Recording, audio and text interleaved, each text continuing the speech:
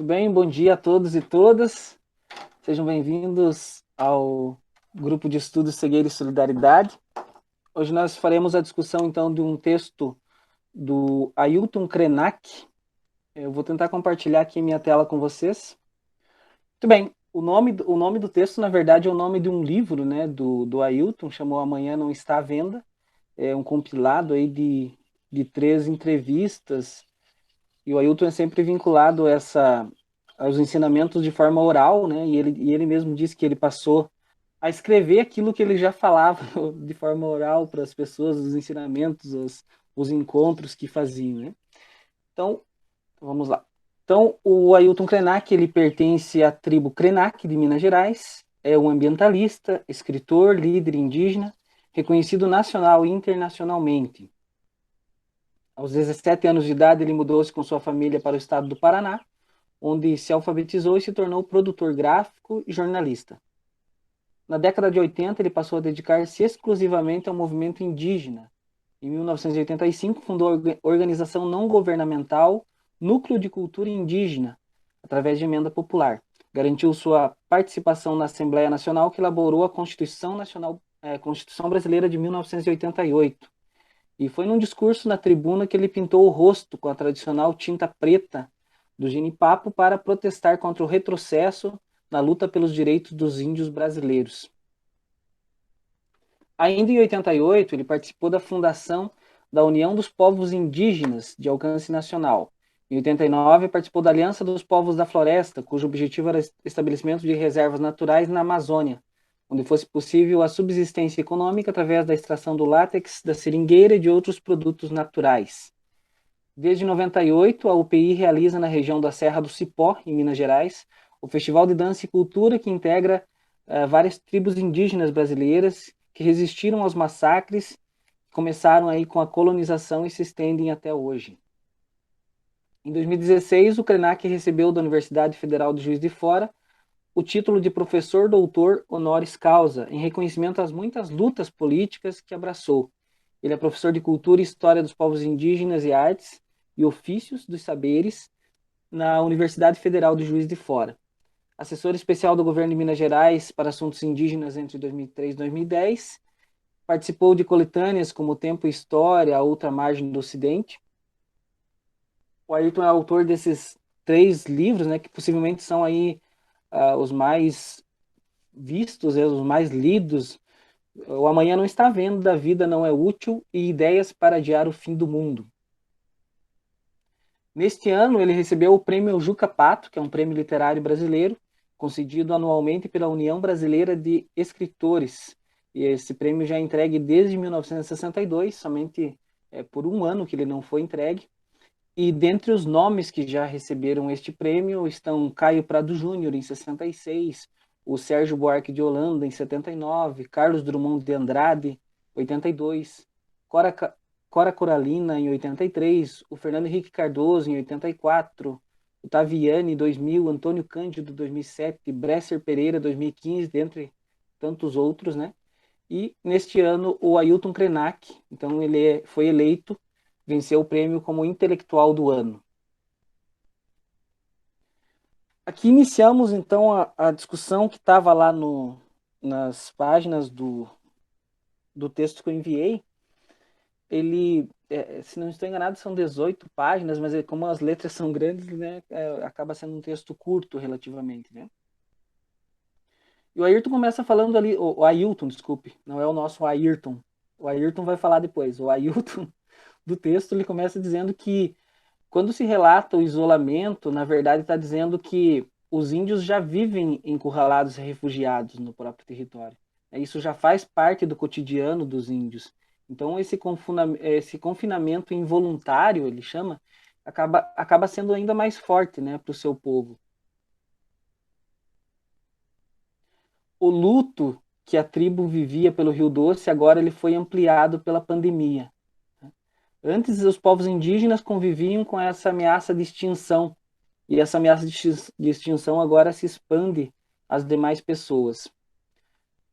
Algumas questões que o Ailton coloca e que parecem que a gente não tem uma resposta fácil, né?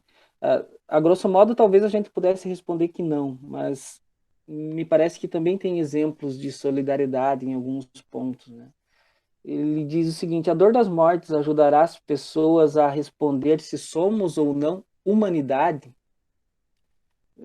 E me parece que a gente está tendo dificuldades nesse sentido, né? Quando a gente olha os movimentos aí que se apresentam cotidianamente.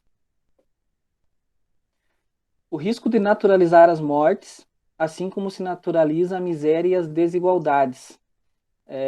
E a gente lembra aqui de alguns momentos em que as pessoas manifestavam o seu pesar e manifestavam seus sentimentos às mortes, né? Para pegar o exemplo da Chapecoense, que não recordo o número exato de mortes, mas foram mais de 40, né? Se alguém tiver o dado aí depois oficial para nos passar. Mas houve todo um movimento de solidariedade, né? E isso ganhou forma na mídia e parece que as pessoas estavam sensibilizadas a isto, né? No Brasil, a gente já convive com a miséria, já convive com as desigualdades há bastante tempo. Aí a cada ano parece que isso se intensifica e se tornou algo natural, né? Que é algo que o Krenak está ali apontando.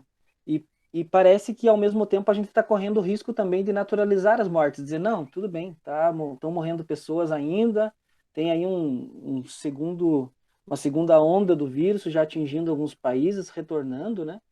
E beleza, normal, e a economia não pode parar e a gente precisa andar, precisa seguir. O vírus discrimina a humanidade, enquanto a natureza segue, né? Conforme ele diz ali, o vírus não mata pássaros, ursos e nenhum outro ser, apenas humanos, humanos que vivem nesse mundo artificial.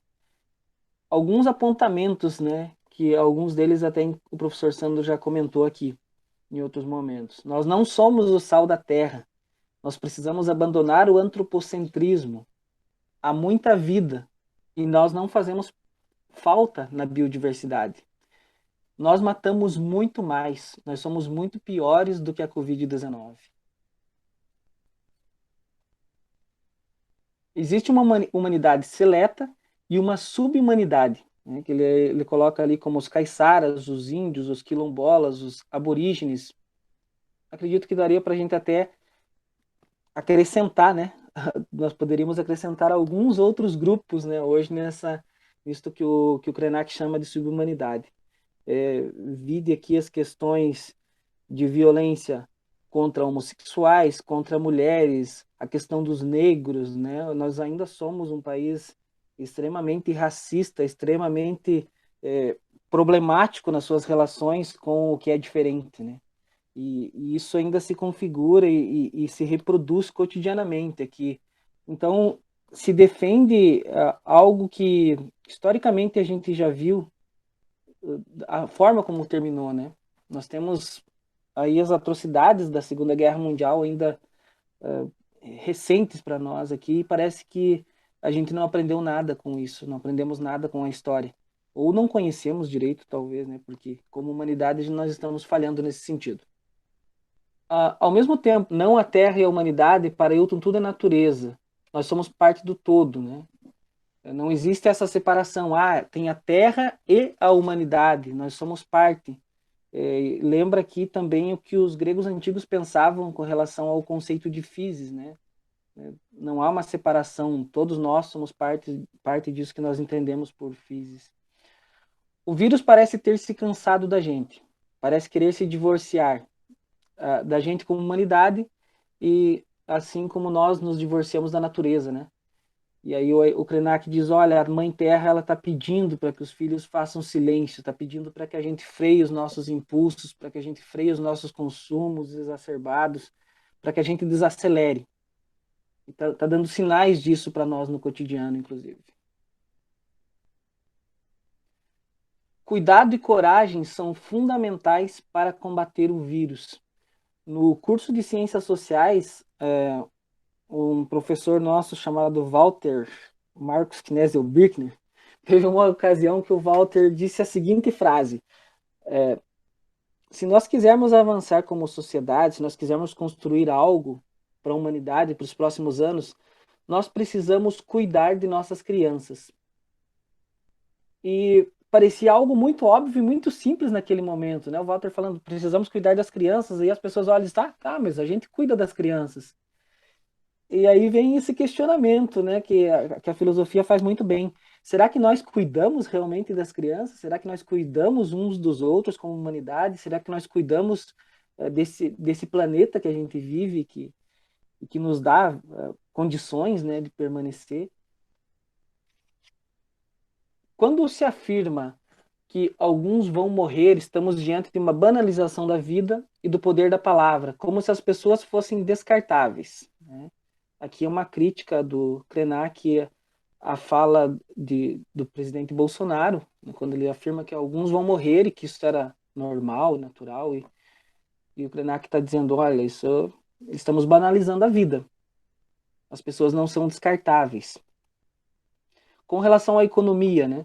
É uma atividade humana, então, portanto, se os seres humanos estão em risco, ela deixa de ter importância. Ela está em segundo plano. Primeiro vem os seres humanos, pois a economia é fruto dessas atividades que são que cabem aos humanos. Então, dizer que a economia é mais importante é como dizer que o navio importa mais que a tripulação. Aí, durante a fala, ele cita Vigiar e Punir, do Foucault, né? A sociedade de mercado, o ser humano útil somente quando está produzindo, e quando não está, ele se torna uma despesa. Nós temos, avante, nós temos discutido a questão do calendário, e é bem comum para quem é professor, inclusive, nesse momento está discutindo o calendário, retorno de atividades e todo esse bojo que a gente está inserido. E o Krenak está apontando o seguinte, não basta nós mudarmos o calendário, né? O futuro não é aqui e agora, e ele não está à venda. Tá fazendo algumas provocações para a gente, no sentido de dizer todas as pessoas podem morrer, as que têm um Land Rover e as que não têm. Então há uma exposição aqui e alguns acham que isso naturalizaram, né, de forma com que tornasse menos importante.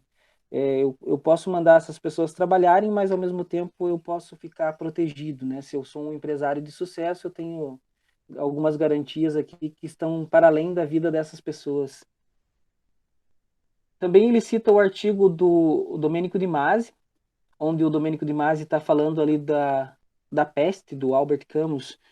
A peste pode vir e ir embora sem que o coração do homem seja modificado. Me parece que é um pouco do que nós estamos enfrentando aqui. Em outro trecho, a peste acordará seus ratos para mandá-los morrer numa cidade feliz.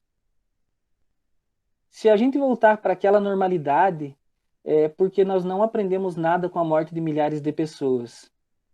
E aqui novamente, né, eu lembro da frase da Krishna, quando a Krishna diz, olha, eu não consigo ver, eu ainda me sinto triste porque eu não consigo ver essas mudanças que nós precisávamos estar fazendo, né? A grosso modo, as pessoas estão vivendo num mundo de forma muito individualizada e cada um por si e salve-se quem puder, né? Se a gente permanecer nisso, então, se a gente voltar para aquela normalidade, diz o Krenak, nós teremos provado que a humanidade é uma mentira. Não existe isso que a gente chama de humano. Esse animal humano é altamente destrutivo.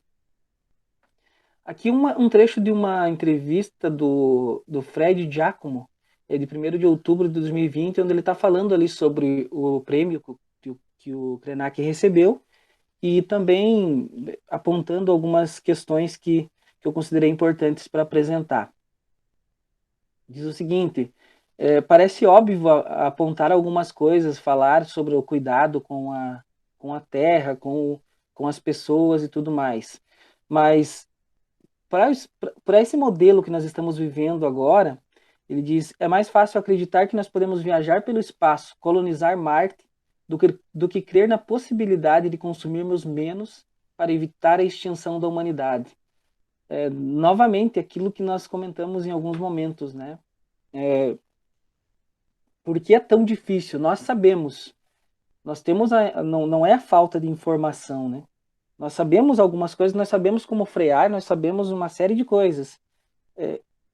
Mas por que não fazemos? Aqui uma citação que o Giacomo traz do próprio Krenak. Quem sabe a própria ideia de humanidade, essa totalidade que nós aprendemos a chamar assim, venha a se dissolver com esses eventos que estamos experimentando. Se isso acontecer, como é que os caras que concentram a grana do mundo, que são poucos, vão ficar? Quem sabe a gente consiga tirar o chão debaixo dos pés deles, porque eles precisam de uma humanidade, nem que seja ilusória, para aterrorizarem toda manhã com a ameaça de que a bolsa vai cair, de que o mercado está nervoso, de que o dólar vai subir. Quando tudo isso não tiver sentido nenhum, o dólar que se exploda, o mercado que se coma. Aí não vai ter mais lugar para toda essa concentração de poder, porque a concentração de qualquer coisa só pode existir num determinado ambiente. É uma citação do Krenak. Talvez o Covid-19 seja uma oportunidade para olhar a vida como ela é, inútil e maravilhosa. E para encerrar, nunca vai ocorrer a um peixinho que o oceano tem que ser útil. O oceano é a vida. Mas nós somos o tempo inteiro cobrados a fazer coisas úteis. É por isso que muita gente morre cedo, desiste dessa bobagem toda e vai embora. Então, deixo a palavra em aberto para que a gente possa dialogar um pouco. O texto do Ailton não é um texto longo e, na verdade, muitas das coisas que ele aponta a gente já discute aqui. O professor Jairo já escreve bastante também sobre isso, né? Mas me parece que há uma dificuldade. É como apontar para aquilo que já se apresenta e, e para tentar desvendar aqui as razões pelas quais nós não reagimos ou nós temos dificuldade em reagir, não sei. Então, professor Jairo, sinta-se à vontade. Então, bom dia, professor Reginaldo. Cumprimento a cada um que estão participando e sempre é uma satisfação nos encontrarmos aqui aos sábados de manhã. Parabéns pelo texto, pela escolha do texto, né, do livro, né, e também parabéns pela tua apresentação muito didática, né, muito pedagógica, muito tranquila, assim, né. E este livro, embora que eu já sabia tempo quando que ele tinha sido lançado, que é relativamente recente, eu não tinha lido ainda. Então, o Cegueira e Solidariedade foi uma oportunidade para mim ler. Né? E deveria ser uma leitura, no meu entendimento, até obrigatória, né? Os cidadãos brasileiros, e obrigatória também nas escolas, né? Porque trata dos primeiros povos, né? E suas relações, os indígenas, né? E então ele vai colocando aí que a questão da pandemia repercutiu nos mais longínquos espaços mundiais e brasileiros, né? E sobretudo não, também sobre os povos indígenas, né? Estes que foram, tinham seu território, foram desterritorializados, buscaram novos territórios, né? E aí a gente pode usar a tríade do Milton Santos, né? Territorializados, desterritorializados e reterritorializados. E dentro desse novo território estão encurralados, né? Estão exprimidos. Aí ele já coloca que, olha, nossa tribo devia ter 4.000 hectares. Não, tem 4.000, mas seria muito maior o território que, na verdade, pertenceria. E chama a atenção da importância também dos povos indígenas, né? Algo que, às vezes, ou muitas vezes, em nossa sociedade é visto com certo desprezo. E eu acho que nós, professores, temos esse papel também de fortalecer, de valorizar, de dizer com frequência, né, a importância da cultura indígena, das culturas, das diferentes culturas indígenas, né, em todo o legado que nos deixaram e que continuam contribuindo para a nossa sociedade ocidental branca. Né? E, ao mesmo tempo que eles estão refugiados, se tornaram mais resistentes. E até, quem sabe, foi um tempo de politização, vamos dizer assim, de reconhecer a atual situação em que eles estão. Quando que ele fala aí que ele foi questionado por um, um técnico, né, que poderiam fazer para recuperar o Rio Doce, né? Eu acho que aqui ele foi falou com muita propriedade, né? E eu acho que aqui eu quero colocar duas situações que nós temos dois grandes tempos. O tempo da natureza, que é um longo tempo, que se formou há milhões, ou melhor dizendo, há bilhões de anos, né? O tempo da natureza, e o tempo da sociedade humana.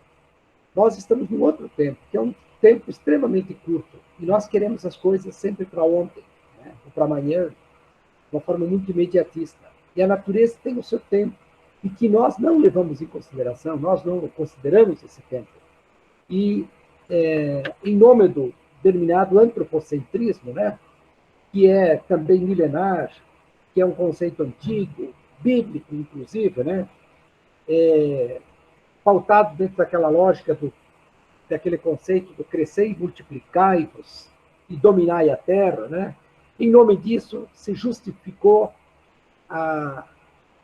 ao longo dos anos e do tempo, a exploração, a dominação, o colonialismo, né? Que o Brasil foi vítima disso, que continua sendo, do imperialismo, do crescimento econômico, do desenvolvimentismo e, às vezes, até do desenvolvimento regional, né? Em nome desse antropocentrismo, né? E que é sistematicamente, vamos dizer assim, potencializado, né? E que vendido e que está contagiado na sociedade. A sociedade está contagiada por né, essa perspectiva do crescimento, né? Do desenvolvimentismo, do colonialismo e assim por diante. E isso vai ser uma das justificativas para naturalizar, inclusive, aquilo que ele aponta da, das situações que nós vivemos. Naturalizar, achar que isso tudo é normal, a desigualdade, as tragédias, a fome, né? A morte, a violência, a própria pandemia e assim por diante. Né? E ele chama a atenção, você também muito bem apresentou, Reginaldo, da questão que nós somos natureza. O Leonardo Boff questiona isso, a questão do meio ambiente. Ele diz, não, não é meio ambiente, é ambiente todo. Né? Nós fizemos parte do ambiente na sua totalidade. Né? E o fato é que, em nome desse antropocentrismo e do crescimento econômico, da acumulação, da produção, diz o professor Sandro, da plena produção e do pleno consumo, estamos diante de tais situações. Né? Situações de violência contra nós, contra a natureza, da fome, das doenças, nesse momento da pandemia, dos medos, das fobias, né? Cada vez mais frágeis, tempos de angústias, de incertezas, de medos e assim por diante. Em nome disso tudo, do antropocentrismo, do crescimento econômico, né, desses paradigmas todos que nós estamos vivendo. Por isso, precisamos, primeiramente, reconhecer como espécie não grata com a natureza. Espécie humana, que é mais uma das variantes de tantas outras vidas que tem no planeta, né? Nós temos que nos reconhecer que nós somos uma espécie não grata ao planeta, né? E que estamos colocando em risco não a vida do planeta, porque o planeta vai sobreviver ao seu modo. Ele já passou por tantas outras transformações. Passou por períodos mais frios, né? Eras, né? Períodos mais frios. Agora estamos vivendo um período mais quente, que é natural, porém, vamos dizer assim, potencializado pelo aquecimento gerado pela queima de combustíveis fósseis e outros tantos, né? Então, a Terra vai sobreviver. Os mais frágeis nesse processo é a espécie humana. Qual é o nosso papel? Reconhecer isso. E, ao mesmo tempo, mostrar, dizer e ajudar a sociedade a compreender-se dentro desse processo. E, quiçá, motivá-la a estabelecer relações de cuidado. Né? E o Leonardo Boff tem trabalhado muito com esse conceito do cuidado. Né? Cuidado entre nós, e aí você apontava aí, cuidar das crianças. Né? O professor Santos já tem levantado isso em outros momentos. Né? Cuidar das crianças, né? Cuidar dos nossos estudantes, né? Cuidar da terra. Afinal de contas, tudo que nós temos, desde a água, que nós precisamos, e somos 70%, 80%, né, de água, e todos os objetos que nós temos, computadores, em todos os objetos técnicos, são provenientes da Terra. Então, teríamos que ter outra relação. Mas, vejam, os engenheiros agrônomos dizem que para a constituição de 1 centímetro de solo, por exemplo, precisa aproximadamente 300 a 400 anos para se formar 1 centímetro de solo.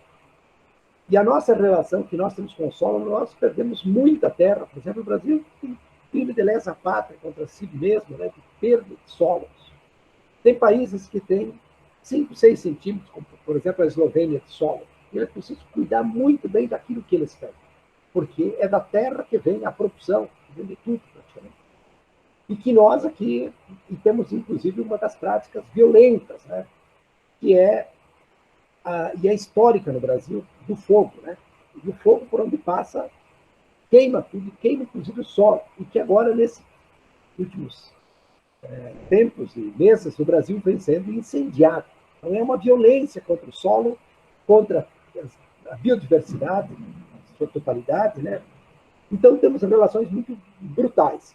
E que nós precisamos, evidentemente, reconhecer isso e, ao mesmo tempo, onde que é possível, fazermos minimamente a nossa prática e também tentar politizar essa sociedade do que está acontecendo. Então, é um texto muito, muito interessante, muito clarividente e importante, necessário, e eu diria assim, deveria ser uma leitura obrigatória para a sociedade humana. É isso, por hora. Obrigado, professor Jairo, pelas suas colocações. Palavra aberta.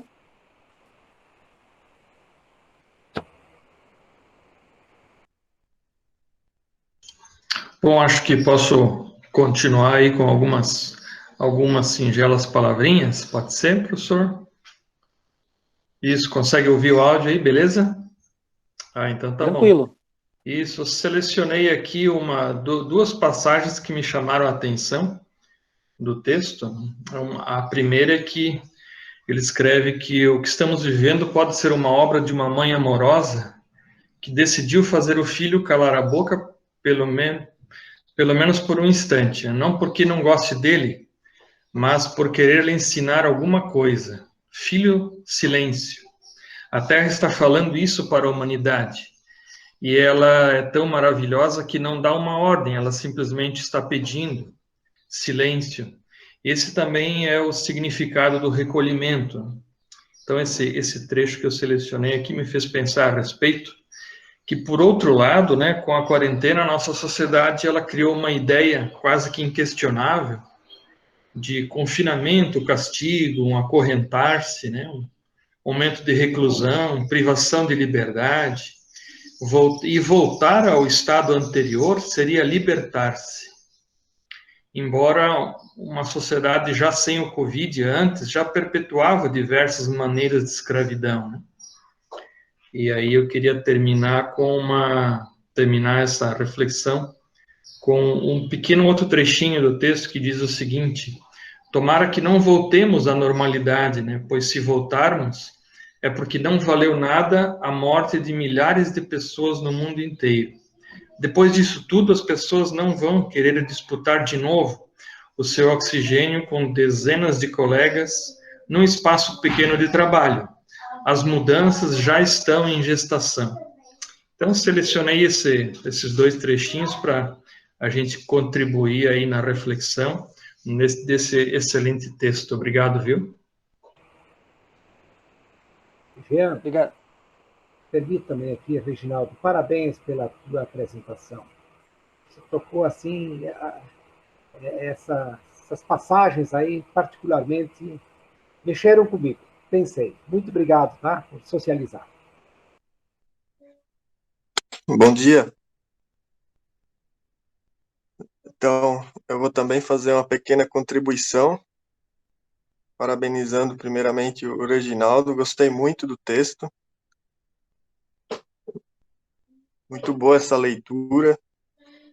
E eu compartilho, né, as coisas que eu havia pensado durante a leitura e anotado, elas vão em direção ao que o Reginaldo falou, o Jairo, o Jean falaram, sobre a questão de que precisamos colocar em primeiro lugar a vida das pessoas e não a economia. Esse é o debate, né, que está acontecendo desde o início da pandemia, principalmente, né, aqui no Brasil aconteceu muito por causa do nosso presidente e outros políticos também, que diziam que a economia não podia parar, que, enfim, todo aquele embate. E eu compartilho da visão do Ailton Krenak, que tem que ter uma mudança. Não se pode colocar a economia em primeiro lugar. Ele tem uma passagem no texto que diz que a sociedade de mercado só considera o ser humano útil quando ele está produzindo. E eu acho que é horrível reduzir a nossa vida a isso, a produzir, né, gerar riqueza, aumentar PIB. Eu acho que a vida do ser humano não se resume a isso. Mas, que nem vocês falaram, com o fim da pandemia, se ela terá o fim, né, deverá acontecer alguma grande mudança? Ou será que tudo deve voltar à normalidade? Se tudo voltar à normalidade, eu não lembro quem falou ali, realmente eu também concordo, vai ser um grande fracasso, porque do jeito que estava antes da pandemia, eu não acredito que era a sociedade ideal, o melhor jeito de se viver em sociedade. Realmente precisa de uma mudança. Aqui no grupo a gente tem discutido bastante sobre isso, até outros textos que a gente leu mostram que o caminho que a gente estava trilhando era o caminho para extinção. Até teve, agora eu não lembro o texto que a gente leu anteriormente, faz umas semanas atrás, que aquele filósofo Bergson, acho que era, dizia que a gente caminha para a extinção. E o Ailton Krenak, ele também coloca isso. Infelizmente, a maioria, acho que todos, políticos, eles pensam em acabar logo a pandemia para retornar à normalidade. Estão muito preocupados com o crescimento da economia do país. Não vem a hora de o PIB voltar a crescer.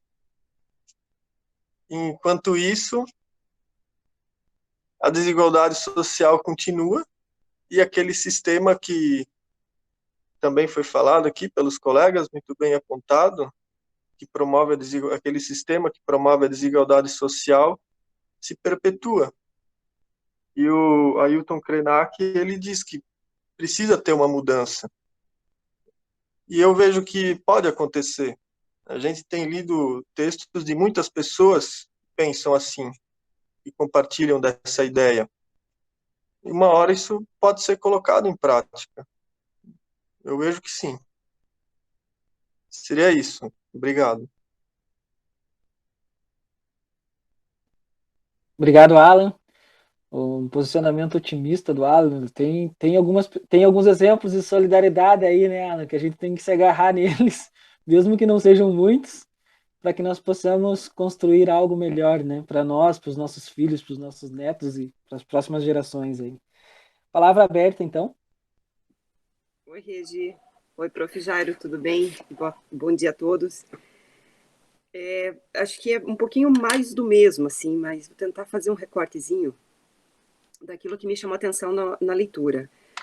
Primeiro que o texto, ele é super agradável, né? Super agradável a leitura, relativamente simples, assim, o contexto dele, porém de uma profundidade, ele levanta vários pontos importantes, mas a leitura é muito agradável, simples, né? Mas, como eu disse, ele demanda pontos estruturais que precisam ser refletidos. E a leitura, de um modo geral, me permite concluir que ele é um belo chacoalhão, né? Ele dá uma sacudida em todos nós. E eu separei várias passagens, mas eu acredito que, em fundo último, todas elas, em algum momento, acabaram sendo citadas. Mas tem uma delas que o autor faz menção a uma obra do Carlos Drummond de Andrade, né? Quando ele diz assim, stop, a vida parou ou foi o automóvel? E aí isso faz uma analogia porque em tempos de pandemia nós paramos por quê? Porque foi a Covid, foi a pandemia, ou realmente nós agora nos demos conta e aí autorrefletimos, nos permitimos autorrefletir nossa dinâmica de vida. Então, acho que em fundo, a última passagem aqui é isso. Ele mesmo, em algum momento, menciona que nós não temos capacidade crítica o suficiente para pensar nos reflexos que uma pandemia poderia nos apresentar. E considerando esses pontos da obra, eu acho que o que ainda reverbera a maior necessidade de reflexão é aquilo, na linha também que o professor Jairo comentou, é a qualidade de vida em detrimento de práticas de consumo. Acho que essa é a chave motriz aqui, o maior ponto que nós precisamos amadurecer. E eu ainda tenho dificuldade de entender por que a nossa resistência, né? Qual a nossa resistência, a nossa dificuldade em aceitar o simples, em aceitar o que é natural, em aceitar aquilo que está ausente de embalagem, aquilo que é ausente de logo. Então, a prática, né, do consumo, da compra, da produção, é muito forte. E aquilo que está despido desses movimentos parece ainda ser uma prática, não quero dizer modinha, mas parece que ainda está circunscrito àquele grupo riponga, aquele grupo dos veganos, ou algo do gênero, mas na verdade isso todos nós deveríamos em algum momento refletir e aderir, né? Mas quando você começa a fazer parte desse movimento, você já parece que já é um grupo específico, né? Ou você é aquilo ou não é. E na verdade não é uma questão de grupo, é uma questão de reflexão. E a gente ainda tem uma resistência muito forte com relação a isso. Então, não é ser negativa, mas parece que o texto fala numa ausência de maturidade que nós ainda não chegamos. Nós sabemos das consequências, mas a maturidade com relação a essas práticas quase que minimalistas, mas quando somadas e multiplicadas pelo mundo todo, isso aqui reverbera em consequências drásticas na natureza, enfim, doenças e problemas que todos nós estamos expostos. Acho que mais do que válido a leitura é aceitar o chacoalhão que ele dá.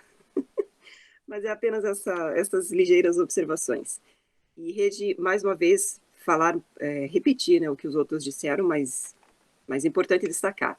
Belo texto, uma leitura muito agradável, mas um tapinha de leve. Com certeza isso foi dado. Obrigada. Obrigado, Prof. Dani. Eu fiquei bastante em dúvida, assim, eu não recordo qual dos colegas já falou isso, mas é sempre uma responsabilidade muito grande, né? Escolher um texto para mandar para um grupo tão seleto aqui como o nosso, de pesquisadores tão qualificados, né? E estava olhando algumas coisas do Ailton e percebi o quanto é importante para a gente apresentar, como o professor Jairo já falou, inclusive para as escolas, né, para as nossas crianças, de forma tão simples, mas em pontos tão cruciais como a Dani traz aqui, né? Então, optei por pegar algo do Ailton e espero que isso possa contribuir com a nossa reflexão aqui, embora que muito do que o Ailton traz aqui a gente já discutiu, mas serve para refletir, né? Por que mesmo diante desse contexto em que a gente está inserido, que nós percebemos cotidianamente as mortes, a violência, a dor, o sofrimento, os excessos, né? O que os nossos excessos têm causado, inclusive, porque nós percebemos isso e, ao mesmo tempo, parece que a gente também não faz muita coisa, né? Então, a gente encontra muita dificuldade de reação e, às vezes, essas atitudes simples, como a Dani traz, ou mínimas, né? De cada um mover aqui um pouquinho e mudar um pouquinho os hábitos e as relações que estabelece com esse consumo, aos poucos a gente pode ter aí um movimento grandioso, né? Então deixo a palavra em aberto novamente. Eu posso falar, Reginaldo? Bom dia a todos. Reginaldo, eu numa oportunidade futura quero ter o privilégio de ser sua aluna, viu? Porque é excepcional, é impressionante a sua didática, a destreza com que você coloca as suas ideias. Eu fico muito feliz sempre com as suas explanações, tá? Muito obrigada. Fazendo uma conexão com o que a professora Daniele falou, eu de fato também às vezes sinto até uma espécie de revolta, porque em que pese a gente tenha sido catequizado, doutrinado no sentido de produzir, adquirir para poder consumir naquele ciclo vicioso, cada vez mais nós temos essa capacidade de refletir sobre essa conduta que nós temos, né? Então, Weber já fez essa analogia, inclusive trazendo até para um cunho religioso, no sentido de que é um culto, né? Nós cultuamos, nós produzimos, nós muitas vezes não temos tempo de nos reunir para debater algum tema importante, porque nós estamos deixando de ganhar e é o resultado, o lucro daquele ganho para poder consumir. Nós tivemos, inclusive, isso demonstrado de forma muito clara. No início da pandemia, o setor de supermercados era o único que estava contratando velozmente, porque como as pessoas não tinham a possibilidade de consumir em outros estabelecimentos, o quanto os supermercados venderam foi algo assustador, porque a necessidade de consumo, ela foi direcionada para o único, era consumo de medicamentos e aquilo que estava disponível nos supermercados, né?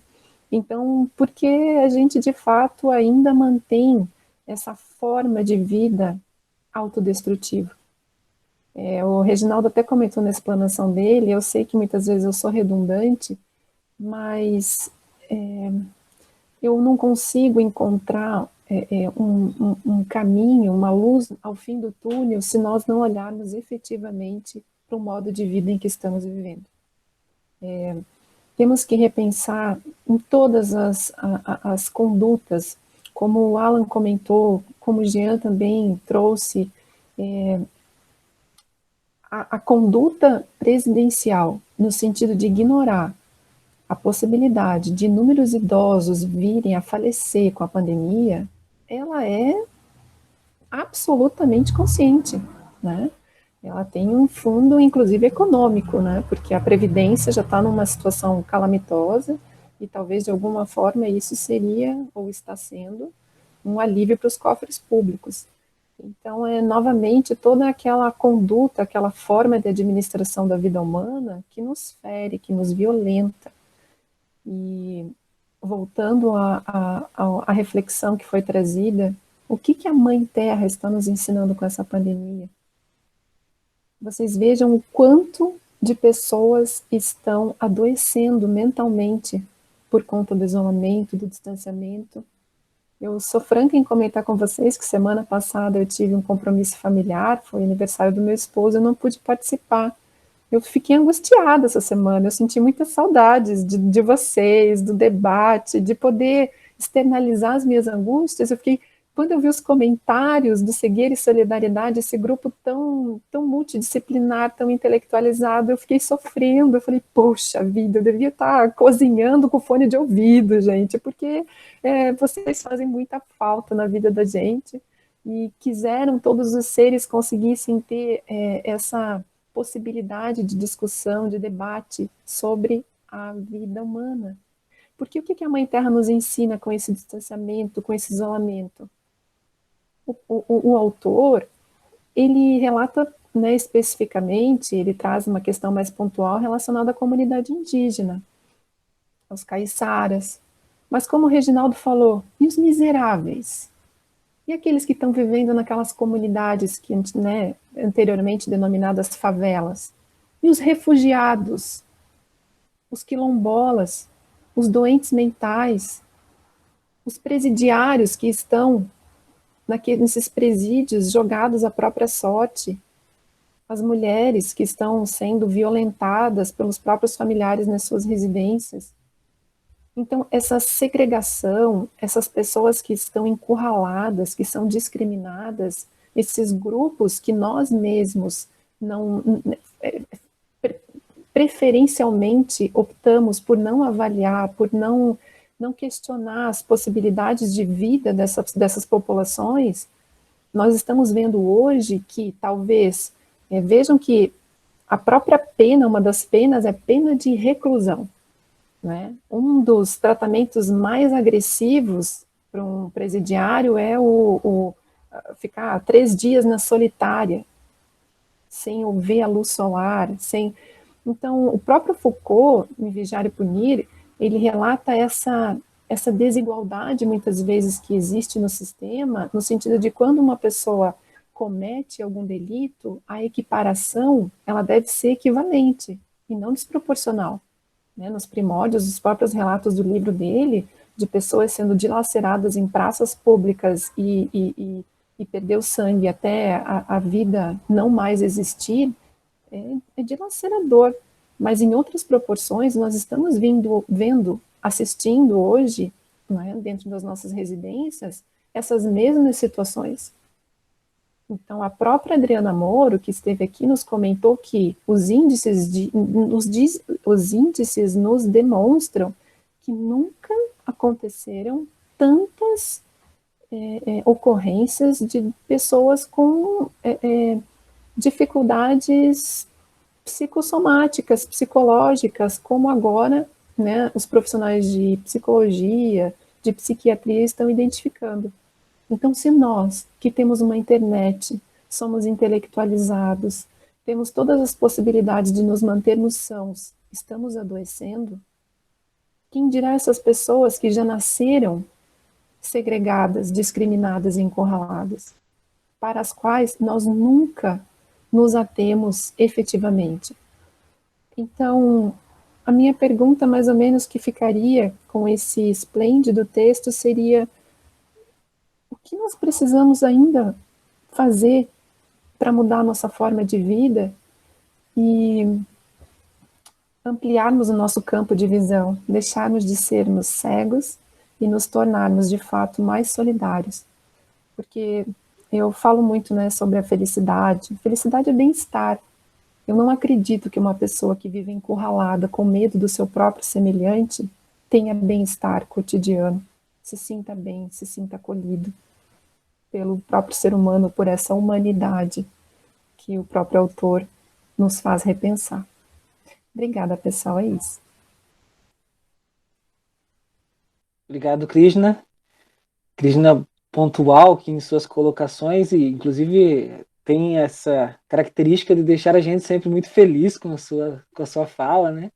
A Krishna sempre traz esse aspecto da psicologia positiva, assim, que parece que nos faz muito bem, né? De tratar um pouco sobre a felicidade, de ver os desafios que nós temos, que nós enfrentamos como seres humanos diante do que nós entendemos por felicidade e estar bem enquanto comunidade humana, né? Palavra em aberto. Bom dia, grupo. Tudo bem com vocês? Tudo bem, Reginaldo? Oi, prof, tudo bem? Tudo. Eu não vou mostrar a minha carinha porque eu não penteei o cabelo. Não dá nada. Viu? É que o Ayrton, esses dias eu fiquei com inveja do Ayrton, daí eu agora estou copiando ele, viu, Ayrton? Então, assim, Krishna, você faltou na semana passada e eu também, né? E eu acho que você falou uma coisa que eu tenho falado repetidamente. Eu sinto saudade de gente, eu tenho saudade de pessoas, eu tenho saudade de contato. Eu não aguento mais olhar para o mesmo vizinho, para a mesma criança gritando, para a mesma pessoa com quem eu falo todo dia. E também, né? Me sinto acuada se eu começar a fazer aquilo que eu vejo muita gente fazendo, que é aliviar um pouco essa reclusão, né? Saindo por aí, fazendo festa, participando de festa, saindo, zanzando por aí. Eu não sei, eu estou num misto entre continuar e sentir saudade ou arriscar e correr o risco de de ser contaminada, porque os dados mostraram que a contaminação, né, a infecção e os casos têm aumentado muito, como é o caso de Canoinhas. Eu recebi uma notícia que Canoinhas aumentou, não sei quantos casos nos últimos dias, aonde eu moro 34, professora. também. Hã? 34. 34 casos.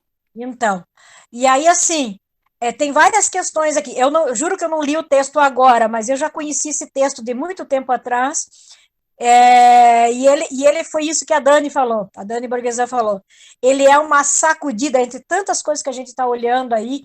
Eu passei até no grupo essa semana um link de uma palestra que eu vi de um economista que nos sacudiu no fundo né, inteiros em relação aquilo que qual é o grande aprendizado que nós deveríamos estar atentos nesse momento com esse episódio tão catastrófico que é essa pandemia, né?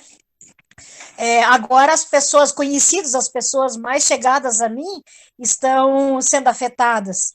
Aquela fala do começo da pandemia dizia, né, a partir do momento em que as pessoas infectadas, forem mais próximas a você, a gente vai se dar conta das coisas. Claro que é um sentimento diferente quando as pessoas conhecidas, né, os amigos, eles passaram a ser infectados e correr risco de morte, inclusive, né? Então, isso dá uma sacudida.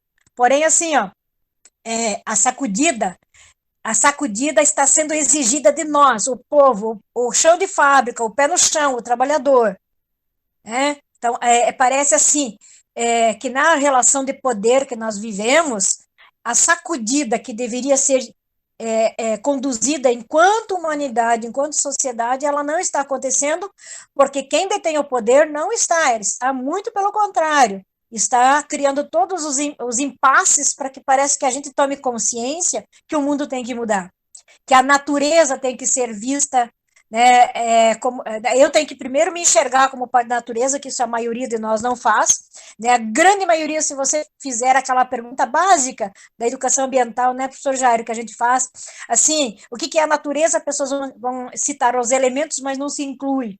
Então, assim, nós estamos sendo exigidos, no sentido de olhar diferente o nosso cotidiano, nossos valores, nosso posicionamento, a nossa conduta, mas quem detém as relações de poder não está fazendo isso. Então, nós estamos sendo massacrados por uma forma de uma opressão, que é uma opressão que conjuga a produção, que é um sentimento que a gente carrega, um de vocês falou, assim, nós não deixamos de pensar na produção, no resultado, enquanto os detentores do poder nos cobram. Então, esse paradoxo, ele é muito presente. Então, como nós disseminarmos isso? Eu duvido que essa discussão passe para quem está no meio por exemplo, no ensino fundamental, né? Ou no ensino médio, quem está envolvido, essa discussão passe nesse ambiente. Eu acredito, assim, de que é muito mais a discussão de volta para a escola, volta para o trabalho, volta a viver a vida normal. Tá, que normal, né? Se nós nunca fomos normais. Nós nunca vivemos numa sociedade normal, sabendo que mais de 1/3 da população vive em estado de pobreza, né, de miséria, que não há transferência de renda e não é trabalho árduo de pessoas comprometidas que está fazendo com que esse quadro se reverta. Como enfrentar os desastres ambientais que vêm sendo anunciados há pelo menos 3 décadas, e a gente não considerou isso como um alerta, um anúncio, como um de vocês também disse, né, de que a gente, tem que dar uma parada, né, nós temos que olhar diferente. O que o Boff chama do cuidar, eu acho maravilhoso aquele livro, né, esse cuidar, ele é assim, ele é repassado para outro, esse cuidado, né, nós não estamos assumindo o compromisso de cuidar. Isso se faz com tudo. A gente também não se cuida, né? Nós não nos cuidamos, porque se eu me cuidar, eu com certeza absoluta terei mais, assim, ter mais força, energia, consciência do cuidar do outro. Aí a gente continua se sentindo inútil, porque nós estamos vivendo aquele processo produtivo que não dá 300 anos, né, que não tem 300 anos, e que tantas interferências na nossa vida, interferências negativas na nossa vida acontece, né? Então, assim, e uma coisa que eu tenho observado, eu não participei de nenhum ato político até agora, a não ser visto pela internet, né? Como alguém também disse, a internet é a nossa relação com o mundo, pelo menos é a minha, não sei a de vocês, mas está acontecendo isso comigo. Que começou a campanha eleitoral, parece que nada dos cuidados, absolutamente nada disso tudo aí está sendo pensado. Então, o agravamento da infecção vai acontecer.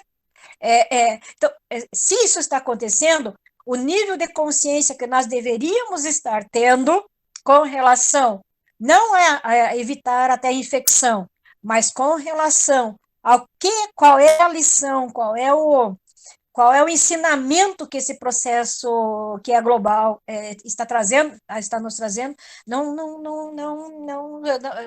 tocou, né? Não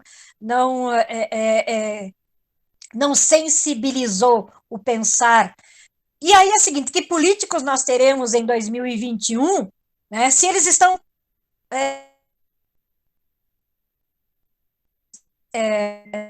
passando por cima de tudo aquilo, de todas as campanhas que foram feitas, e estão incentivando, inclusive, as manifestações, estão fazendo, promovendo as manifestações sem nenhum tipo de cuidado. Então, nesse sentido, eu penso que a grande chamada de atenção que a pandemia, que muitos autores, que muitos pensadores que nós estamos acostumados a olhar como as nossas referências, né,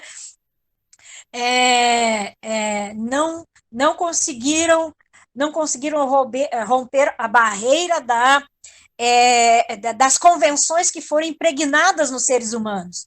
E as convenções que foram impregnadas no ser humano é o sentido de utilidade, né? Eu tenho que ser útil para o capital e eu tenho que utilizar os elementos da natureza, né, a meu favor, a exploração, a exaustão, né, sem me importar com a sua finitude, né, com aquilo que se apresenta em relação à água que nós estamos vivendo, né, e por aí afora. Então, assim,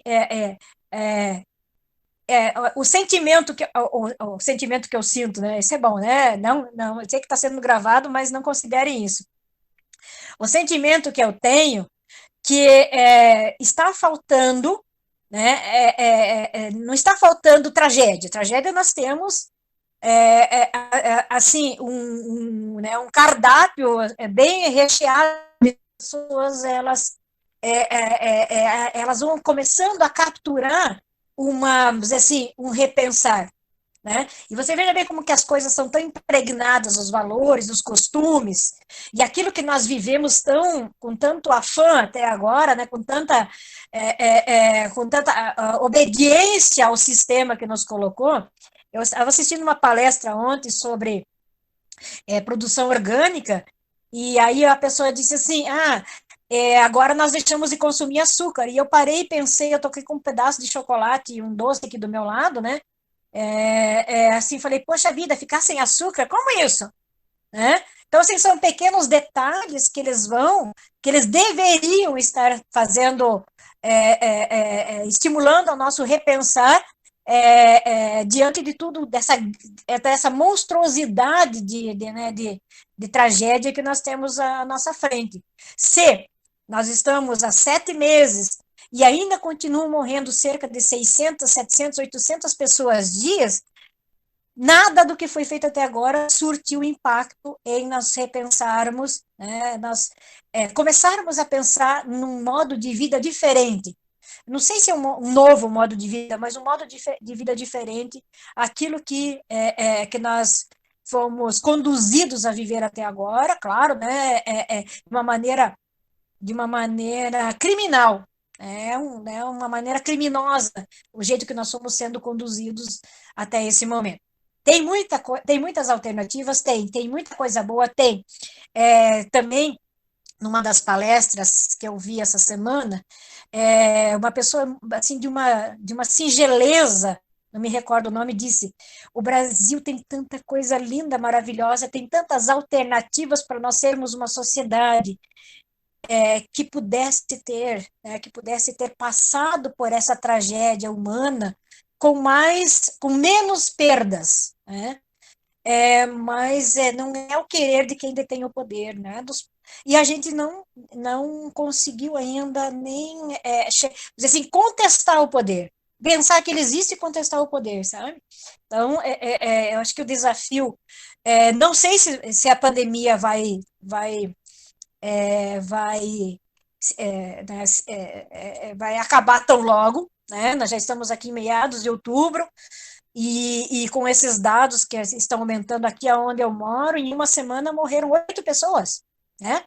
Então, assim, não sei se vai acabar tão logo, mas parece que nós estamos esperando o quarto monge realmente chegar, o quarto monge, né, fazer um abracadabra e fazer, né, uma mudança radical, né? Isso não vai acontecer. Pelo menos eu não tô sabendo que tem essa possibilidade. Mas esse caminhar para um novo tempo na humanidade, esse novo tempo da humanidade parece que não atingiu quem está sendo pressionado a pensar e tomar decisão. Desculpe se eu falei demais. Professora Maria Luísa, obrigada pelos seus comentários.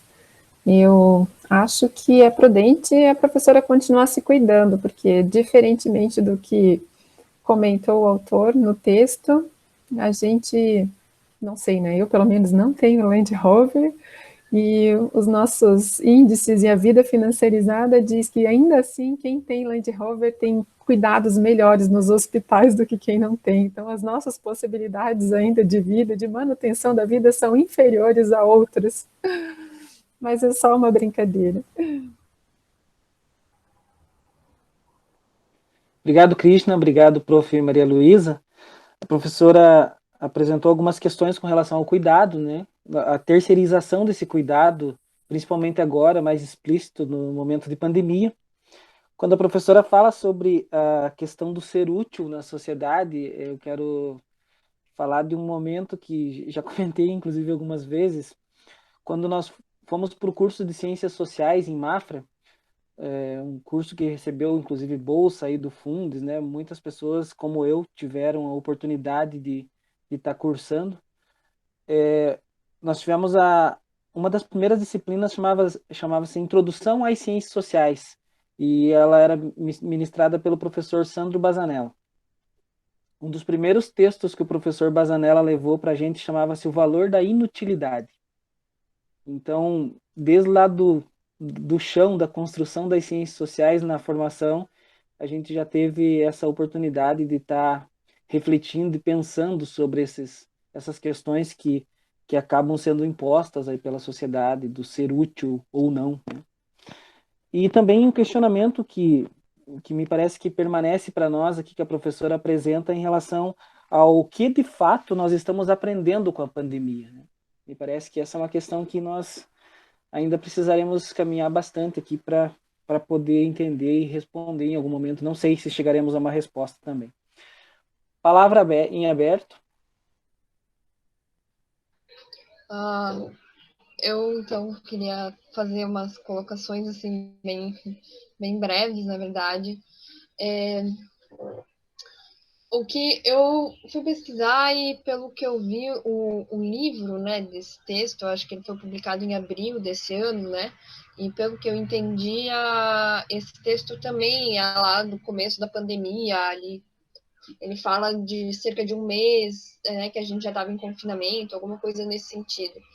Então, mais ou menos, o texto saiu também ali por abril desse ano, né, e de lá para cá, seguindo até a linha do grupo, né, o quanto que a gente viu mudar as nossas discussões, né, eu tive a sensação, com esse texto e com outros que a gente viu no início da pandemia, que alertavam para a necessidade de pensar uma outra forma de vida, né, na esperança de que a humanidade saísse dessa com uma grande consciência ambiental, social, política, né?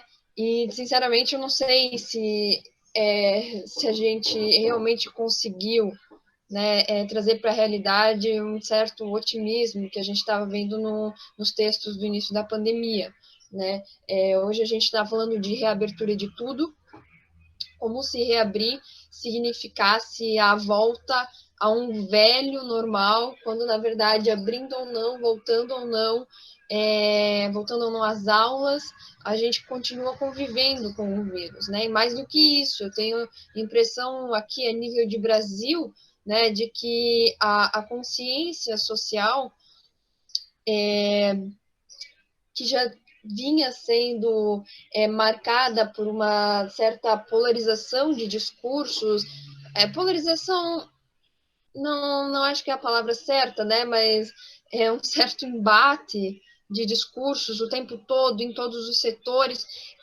Esse embate se tornou mais ferrenho ainda, né? A violência contra a mulher aumentou durante o confinamento.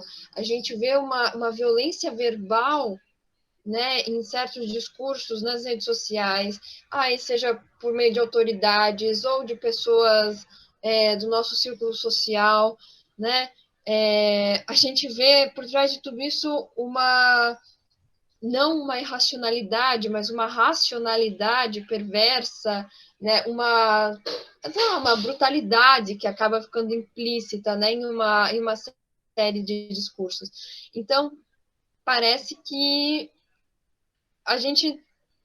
no início a gente estava pensando que estaria caminhando para uma direção diferente em relação à vida, às pessoas, à natureza, e isso não me parece que está acontecendo, né? No dia 6 de outubro, saiu na Folha de São Paulo que o fogo já consumiu 26,5%, né, do território do Pantanal desde o início do ano, e a gente não vê uma reação social muito significativa em relação a isso, né? Pelo contrário, as pessoas estão postando foto do céu bonito, sendo que o céu só está bonito porque está cheio de fumaça, né? Enquanto isso, os autores que a gente lê aqui no grupo, inclusive, né, que falavam da necessidade de repensar o mundo, eu me pergunto a quem eles estavam se referindo.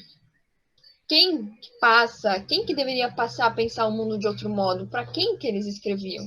Né? Eu me pergunto como as pessoas que estão inseridas em um meio sem acesso direto a conteúdos nessa direção percebem as contradições desse modo de vida, se elas não podem parar para procurar textos, para se reunir com outras pessoas, para ler reflexões, para pensar sobre isso, porque elas estão muito ocupadas, tendo que colocar comida dentro de casa e se preocupando diariamente em não ser infectados, né? Então, eu acho até durante o texto, né, ele fala de um jeito quase poético, né, que a Mãe Terra está nos pedindo para pararmos, para silenciarmos, né? Eu acho quase um eufemismo, né? A gente está devastando a natureza e cada vez mais sem sair de um ciclo de dependência dessa coisa chamada natureza, que a gente depois desse tempo todo continua achando que tá separada da gente ou que tem qualquer responsabilidade para a manutenção da vida, ao mesmo tempo em que a gente vê aumentar as contradições sociais, ao mesmo tempo em que a gente vê também aí é uma impressão minha, talvez, né? Mas que eu, pelo menos, vejo uma falta de uma solidariedade social para além da pandemia, né? Para além dos problemas que a pandemia acarreta, né? São soluções, às vezes, muito pontuais e muito breves e muito rápidas, direcionadas a pequenos grupos, mas, ao mesmo tempo, não se consegue olhar para o todo, né? E perceber que situações de desigualdade, situações de pobreza, não estão só em um certo bairro da nossa cidade, estão no mundo, estão aumentando cada vez mais, e que talvez a única maneira de lidar com isso não seja só a gente pensando em coisas pontuais, enfim, limitados às nossas cidades, aos nossos estados, às vezes nem só ao nosso país. Enfim, eu acho que é mais ou menos isso que eu queria trazer hoje. Obrigada. Ok, obrigado, Sandra.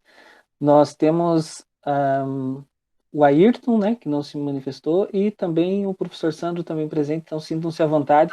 Só falar que durante a apresentação eu chamei algumas vezes o Ailton de Ayrton, mas o Ayrton também tem vínculo aí com os povos indígenas, ele também gosta de alguns costumes indígenas, então tá tudo certo, né?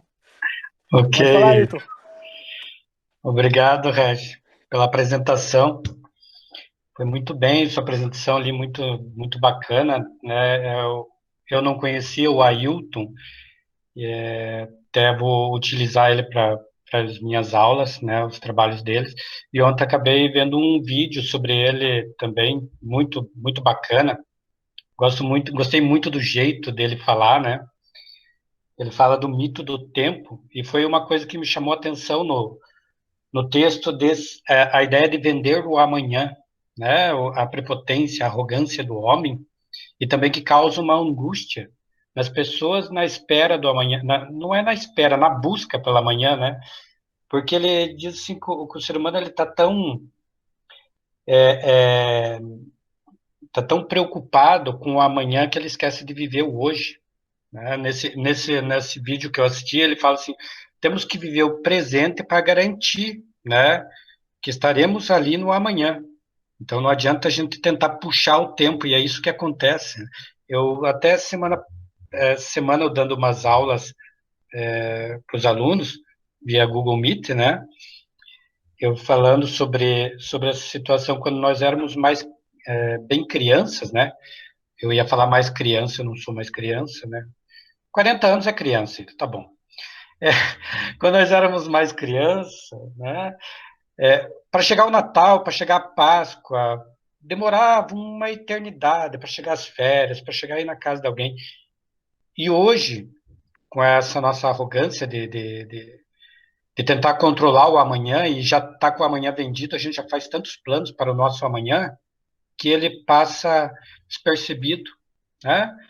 Como passa um ano após o outro e a nossa vida a gente acaba não fazendo nada porque nós não curtimos o nosso presente, né? Outra coisa interessante que todos os outros autores falam e instigam em falar sobre o que vamos aprender. Eu sou um pouco pessimista ou até mesmo realista, né? O que nós vamos aprender? Infelizmente, se a pandemia durasse um pouco menos tempo, acho que nós aprenderíamos alguma coisa. Mas como ela está se prolongando muito, vai acontecer como as pessoas estão dando atenção para mortes de trânsito, né? Morrem umas centenas de pessoas por dia no trânsito, mas ainda não nos damos conta disso, porque virou no nosso cotidiano. Já somos coniventes com isso. A pandemia já passamos a ser coniventes com ela também, né? Já está no nosso cotidiano, está morrendo gente, já foi 1 milhão de vidas ceifadas pelo mundo, está morrendo tanta gente, e tá bom, tá legal, o importante é voltar ao dito normal, né? E há uma pressão nas instituições, né? Instituições de escolas particulares, até mesmo as igrejas, há uma pressão enorme para que tudo volte ao normal, né? Para que as pessoas voltem, mas como foi mostrado, os casos em alguns pontos estão aumentando.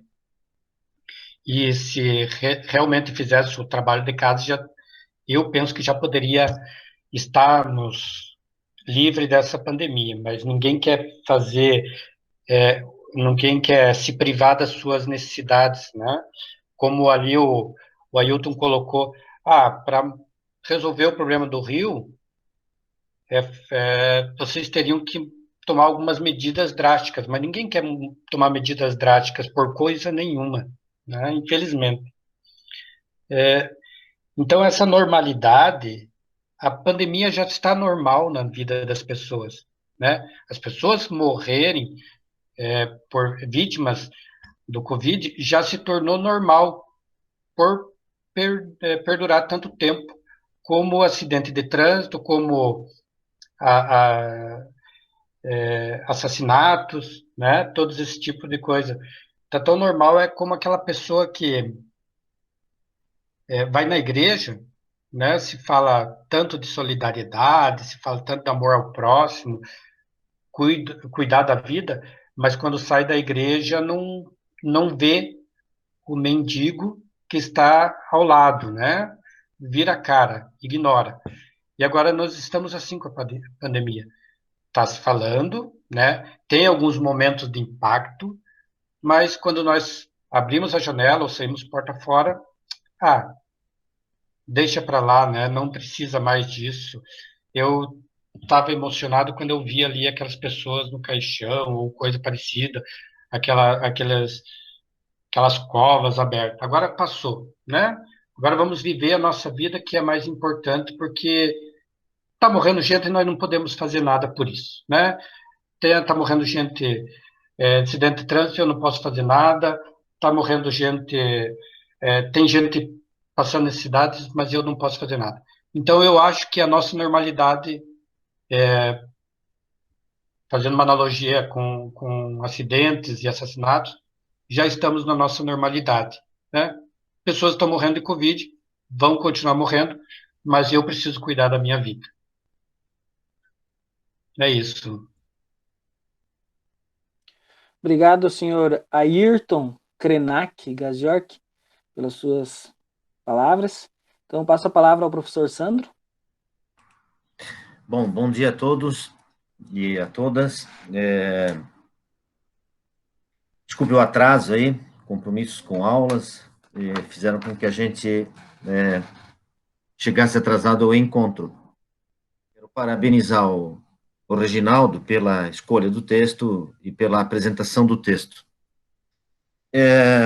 Bom, eu vou fazer minha fala, ela foi contaminada agora por aquilo que eu ouvi nesse momento, a partir do momento em que eu entrei aqui no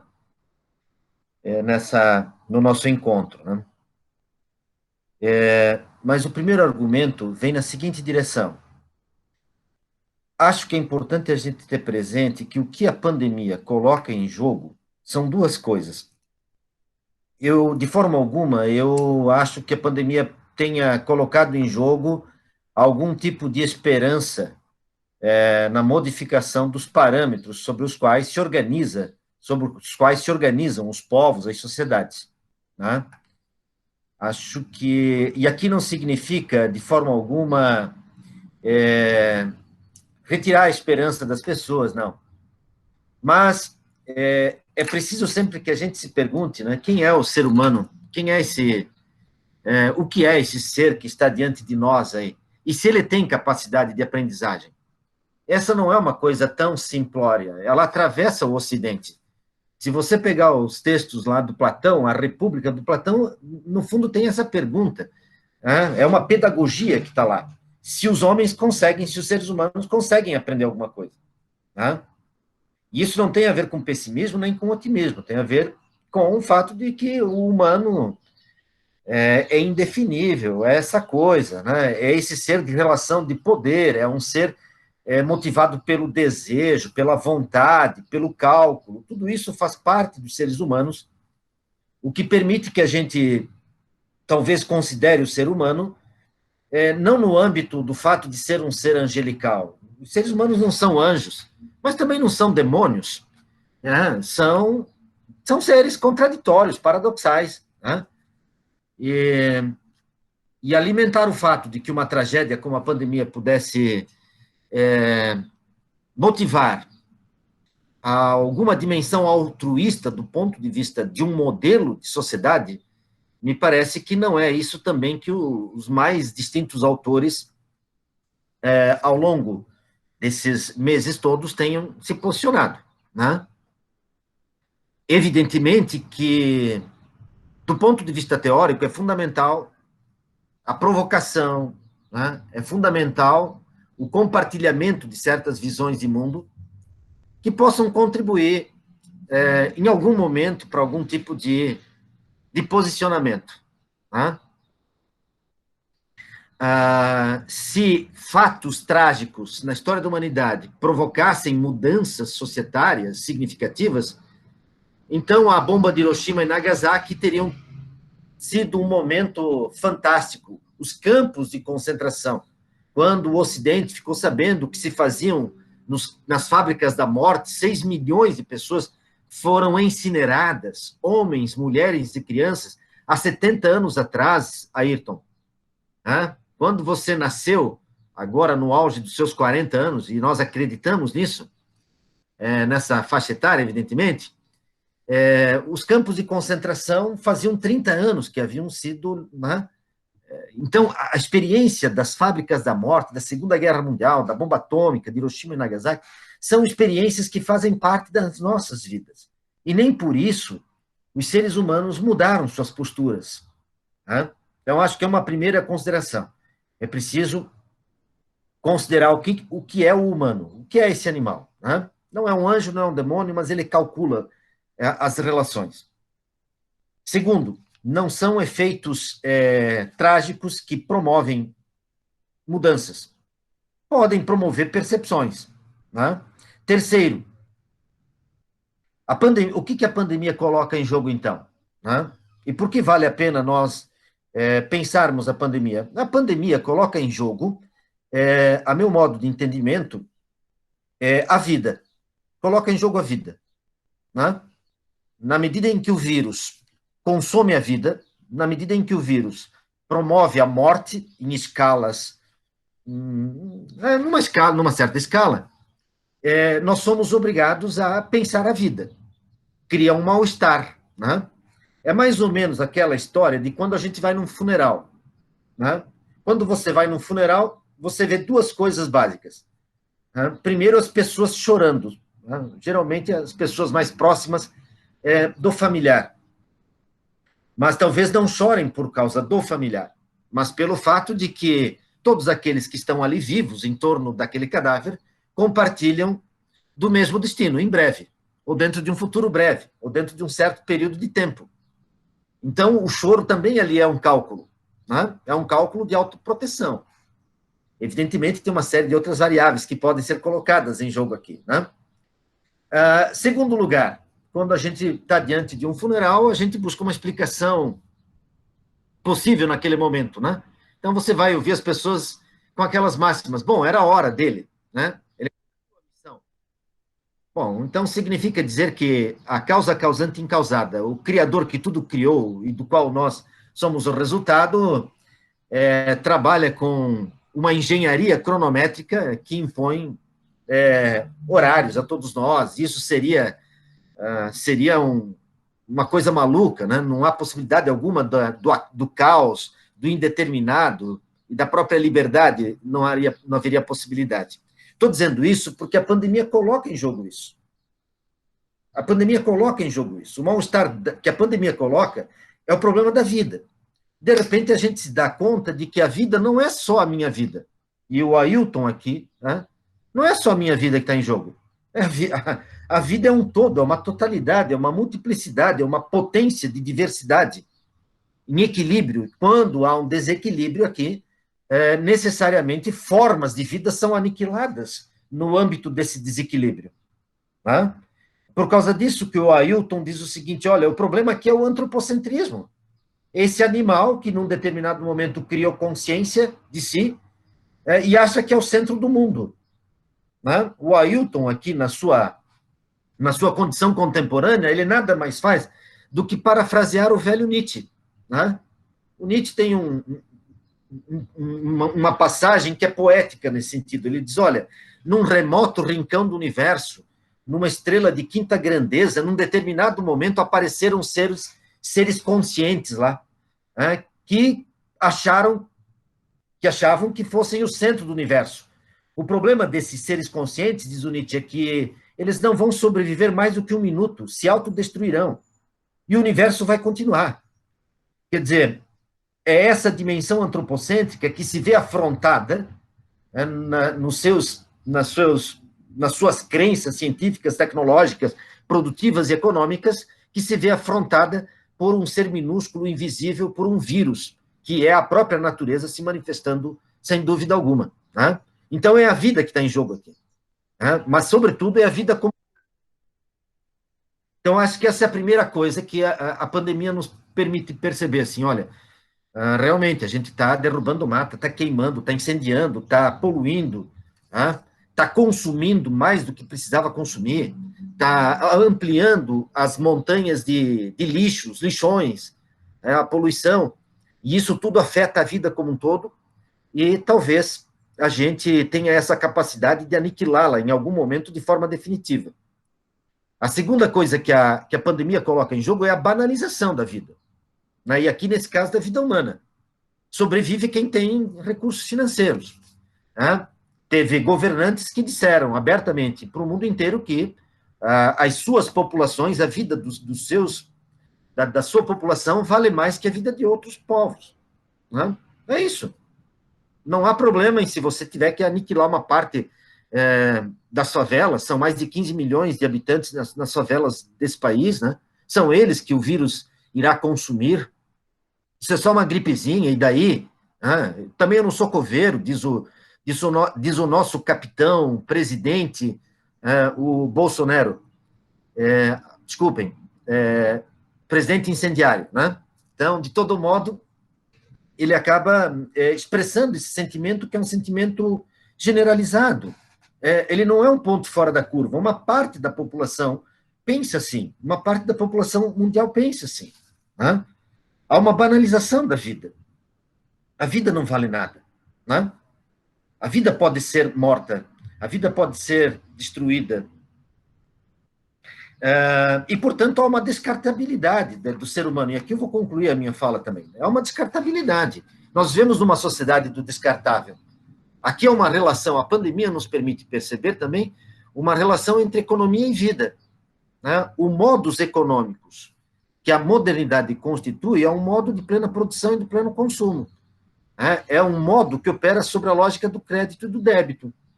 É um modus econômicos que exige que as relações entre indivíduos, entre sociedades e dos seres humanos com a natureza seja uma lógica de descartabilidade.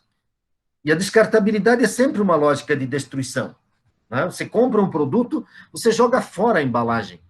Você usa o produto por algumas horas, dias, meses ou anos, e você joga fora no momento em que ele não tiver mais utilidade.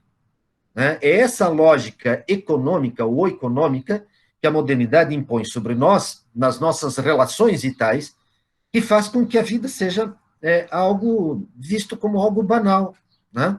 Banal, que pode ser descartado a qualquer momento. Quer dizer, é todo um modo de subjetivação que se constituiu e no qual nós habitamos, que se revela extremamente tenso, né? Por causa disso que é tenso esse argumento da normalidade. Né? Esse argumento da normalidade, do novo normal, é um argumento que implica no fato de que, conformados sob o âmbito de um processo de subjetivação, aonde a lógica econômica, onde a lógica do crédito e do débito, onde a lógica do consumo, onde a lógica da produção, onde a lógica da descartabilidade é o centro, é o epicentro das nossas vidas, volte, né, e se constitua da mesma forma como sempre foi. Né? Uma vez que a pandemia teve esse impacto, né, de paralisação dessa forma de subjetivação econômica na qual nós nos inserimos. Né? Então, não existe um novo normal. Né? Isso aqui é um neologismo, né, carregado de contradições. O novo normal é um desespero pela volta ao retorno de uma sociedade de plena produção, de pleno consumo, no qual as nossas subjetividades e no qual a vida, do ponto de vista biológico, se torna o epicentro dessa dinâmica de sociedade, né? Bom, basicamente é isso, Reginaldo. Evidentemente que esse debate iria extremamente longe, mas é um pouco essa a condição. Não me parece que, para concluir a minha fala, de que nós, como seres humanos, estejamos dispostos a aprender alguma coisa e muito menos a mudar os nossos comportamentos, né? Ok, era isso. Obrigado, professor Sandro. Eu também quero agradecer aos demais colegas aí pelas suas contribuições, pelas suas colocações, né, por todo o debate gerado aqui. Me parece que há muitas questões aqui que vão permanecer conosco para que a gente siga refletindo, né, de certa forma, o professor Sandro toca num ponto importantíssimo aqui, do que é esse animal humano, do que nós aprendemos até aqui, até quando os autores, como o Bauman, fazem esse questionamento sobre os campos de concentração, né, por exemplo, o que nós aprendemos com os campos de concentração, me parece que nós, como humanidade, talvez tenhamos que refletir um pouco mais acerca dessa condição antropocêntrica que faz com que a gente se coloque como superiores e pense que nós sabemos muitas coisas, quando na verdade nós não aprendemos nada ainda, né? Nós estamos aí com uma porcentagem minúscula diante do que nós poderíamos fazer se a gente se colocasse de outra forma e visse a vida de outra maneira, né? Deixo então a palavra aberta, caso alguém dos colegas queira fazer algum comentário sobre o debate. O silêncio é importante aí, segundo o Krenak, né? O silêncio é importante para várias coisas, inclusive a própria arte, a música não existiria, né? Não teria toda a beleza que tem se não houvesse o silêncio. O silêncio é crucial para a gente construir algo, para a gente aprender algo. E lembro também, até quando li o Krenak ali falando sobre o silêncio, eu lembro do John Cage, quando ele senta ao piano e toca Taste 4:33, que são 4 minutos e 33 de silêncio. Então, talvez esse puxão de orelha, como diz a Dani, seja para a gente silenciar um pouco as nossas ações, refletir um pouco sobre o que está acontecendo conosco, né, com os nossos amigos, com os nossos familiares, com a humanidade de maneira geral. Outra questão que eu gostaria de comentar, aproveitar que está sendo gravado aqui o encontro, eu não gosto muito dessa ideia de datas comemorativas e tudo mais, mas eu vou abrir uma exceção aqui para uma especial, que é, para mim, o Dia dos Professores, né? Aqui eu estou num grupo repleto de colegas professores que batalham aí no seu cotidiano para tentar fazer algo por esse mundo, para tentar construir um ambiente melhor aí para nós, para as próximas gerações. E agradecer a todos, né, os colegas professores, mas de maneira especial aqui, professores que mudaram a minha vida, que foram muito pacientes, né, professor Sandro, professora Maria Luísa, professor Jairo, que foram aí professores no curso de Ciências Sociais. Eu fui para o curso de Ciências Sociais ainda músico, eu era músico da noite, então eu era uma pessoa bem complicada, bem difícil, vivia num mundo muito diferente daquele que eu encontrei na universidade e tive o privilégio de ter essas pessoas como meus professores e contribuíram para mudar a minha vida e eu sou muito grato a isso. Bacana, Reginaldo. Agradeço na parte que me toca, acredito que o professor Jair e a professora Maria Luísa também possam fazer isso, né? E o seu argumento é muito importante, porque diante do que nós situamos aqui em relação à discussão, o pouco que eu pude acompanhá-la e os em jogo, implica no fato de reconhecer que talvez talvez a única saída que se tenha para tudo isso é a educação. É a educação. E educação de qualidade, uma educação comprometida com uma visão de mundo diferenciada. Quando nós olhamos para a história dos mais distintos povos, a gente vai perceber que os povos que alcançam um grau distinto de desenvolvimento têm modelos educacionais ou propostas educacionais muito consistentes, né?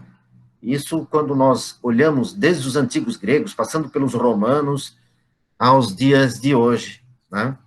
Quando nós olhamos para a China, por exemplo, segunda potência mundial, que até 1970 estava no mesmo padrão de desenvolvimento do Brasil, né?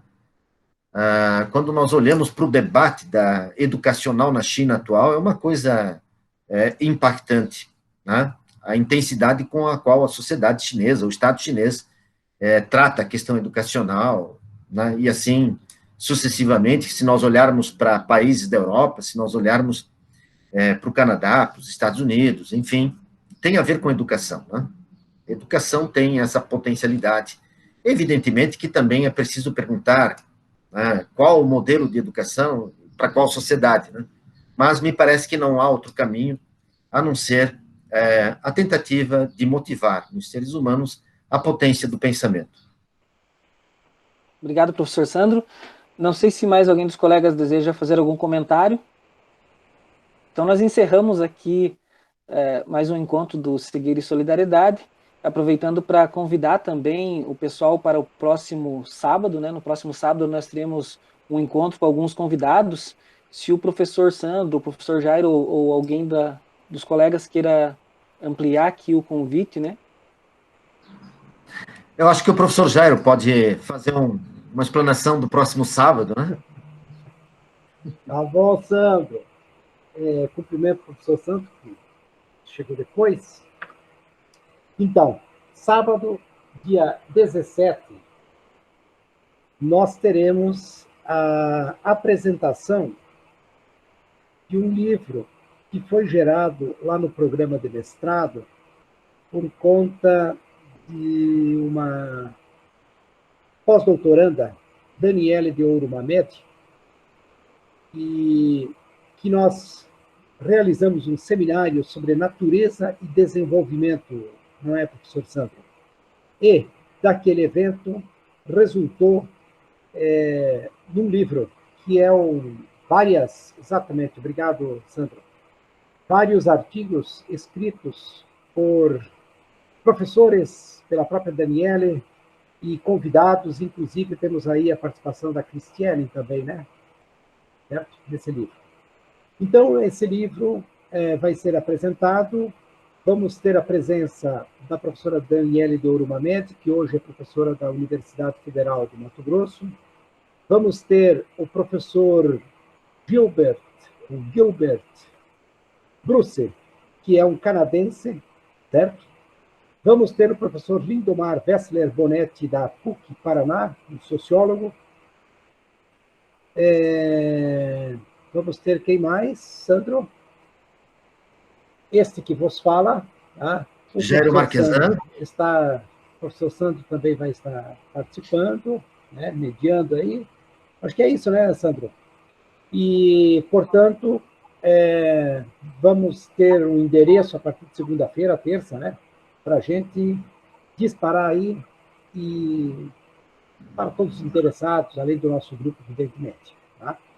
Porque é uma forma da gente socializar um trabalho que foi o evento que foi realizado, mas também o escrito, a materialização de muitas concepções, ideias e análises, vamos dizer assim, a partir também da fundamentação teórica por vários autores.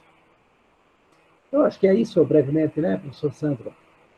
O livro foi publicado pela editora Liber Aves, né, e é agora de 2020, né, e é uma satisfação apresentar esse livro para esse grupo e, evidentemente, também para a sociedade de maneira geral. Possivelmente o professor Alexandre Toporowski vai estar presente, e a professora Daniela Pedrassani, também coordenadora do mestrado. Né? Bacana. Inclusive, Jairo, me permita que esse livro tem... O conjunto dos seus capítulos tem muita relação com as discussões que eu ouvi aqui no momento em que entrei na reunião do grupo. Tá? Sobretudo porque coloca em jogo concepções de natureza e de vida.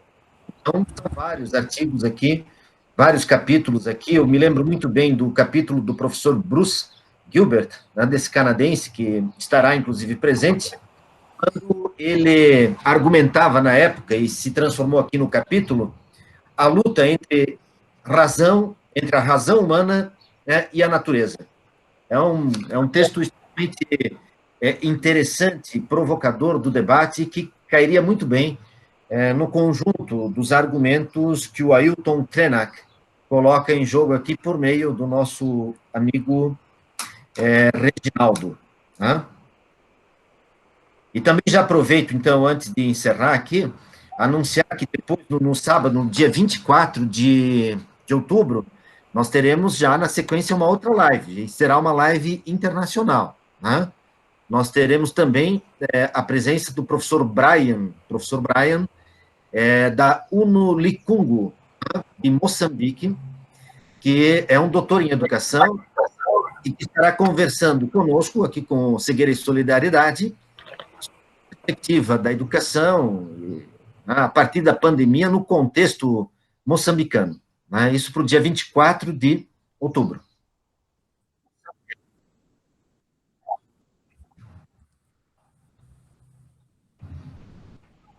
Fala, Cris. Não, eu apenas queria complementar que eu fui presenteada com o livro, né, que vamos debater e vamos fazer a live no próximo sábado. Queria parabenizar a Cristiele, os autores, os organizadores. Olha, quem não teve oportunidade, vale a pena, os artigos são excelentes. Eu fiquei muito orgulhosa do time que o fez, e aproveito já também minha fala para dizer que eu acho que o ser humano, quando ele está predisposto, ele aprende muitas coisas, porque assim como o Reginaldo, eu também fui uma felizarda e transformei os meus pensamentos por intermédio de grandes e excepcionais mestres que foram o professor Jairo, o professor Sandro e a professora Maria Luísa. Parabéns a todos vocês são um norte e um farol nas nossas vidas. É isso aí, Cristina. Um grande abraço a todos. Agradecemos também a participação dos colegas aqui no encontro de hoje, né? E nos vemos no próximo sábado.